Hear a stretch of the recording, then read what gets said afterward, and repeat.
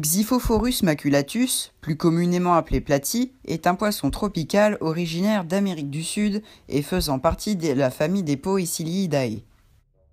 Les femelles mesurent jusqu'à 7 cm, tandis que les mâles font jusqu'à 4 cm. Le mâle possède un organe reproducteur, le gonopode, à la place de la nageoire dorsale arrière, qui chez la femelle est triangulaire. Le platy est un poisson vivant en petits groupes, qui réside naturellement à la surface. C'est une espèce au tempérament plutôt calme. De manière générale, c'est un poisson indépendant qui ne se préoccupe guère des autres espèces.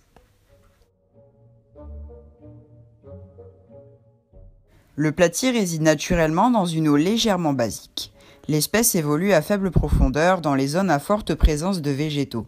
Plantes aquatiques, épalustres, matière organique en décomposition, branches, etc.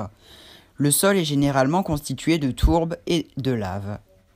Ce poisson a été décrit pour la première fois par Albert Günther en 1866. Le platy est un poisson dont l'élevage est très accessible. Sa résistance naturelle fait de lui un poisson idéal pour une première expérience de l'aquariophilie. Il est cependant recommandé de suivre quelques règles de base pour réussir son élevage. Ce poisson est très robuste. Il vit naturellement dans une eau ayant une température comprise entre 22 et 27 degrés Celsius pour un pH allant de 7 à 8. Le platy est tolérant en matière de paramètres d'eau. Cependant, il est conseillé d'essayer de se rapprocher de ses conditions de vie en milieu naturel pour lui assurer une meilleure longévité. Le platy est un poisson omnivore. Il peut être nourri avec des paillettes spécialement conçues pour les poissons de sa famille. Comme pour tous les poissons, il convient de ne pas trop les nourrir pour éviter de polluer l'eau. Pour un poisson adulte, vous pouvez le nourrir une fois par jour. Sa reproduction en aquarium est considérée comme facile. Elle a idéalement lieu à une température avoisinant les 25 degrés pour un pH de 7. C'est un poisson ovovivipare, c'est-à-dire que la fécondation est interne.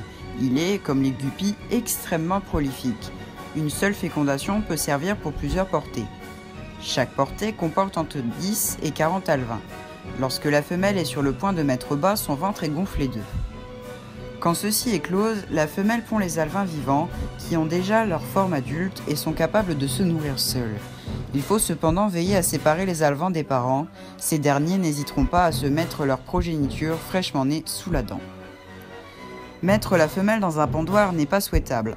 En effet, non seulement cette entreprise va engendrer un stress inutile pour la femelle, mais en plus, de par le caractère prolifique de cette espèce, protéger ses nouveau-nés peut engendrer une surpopulation du bac. Il faut savoir que les alevins de cette espèce sont plutôt malins et comprennent très vite que de leur aptitude à se cacher dépend leur survie. Tout comme le guppy, il est nécessaire d'apporter régulièrement un nouveau patrimoine génétique afin que la consanguinité n'entraîne pas de maladies ou bien des déformations chez les différentes générations. Pour terminer cette vidéo, je vous présente ici un tableau représentant une infime partie des couleurs que peuvent avoir ce poisson, allant du rouge au jaune et jusqu'au bleu.